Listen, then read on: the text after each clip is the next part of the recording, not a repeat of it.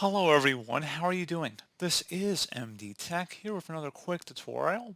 In today's tutorial, I'm going to show you guys how to turn on or off airplane mode on your Windows 10 or Windows 11 computer. So this should hopefully be a pretty straightforward process here, guys. And without further ado, let's go ahead and jump straight into it. So all you have to do is open up the search menu and type in settings. Best match should come back with settings. Go ahead and open that up. And then on the left side, you want to select network and internet. On the right side, you want to go down where it says airplane mode. Stop all wireless communication. Toggle it to the on position if you want to turn it on. Otherwise, you can just toggle it off to turn it off. And that's pretty much it. So, as always, thank you guys for watching this brief tutorial. I do hope I was able to help you out, and I do look forward to catching you all in the next tutorial. Goodbye.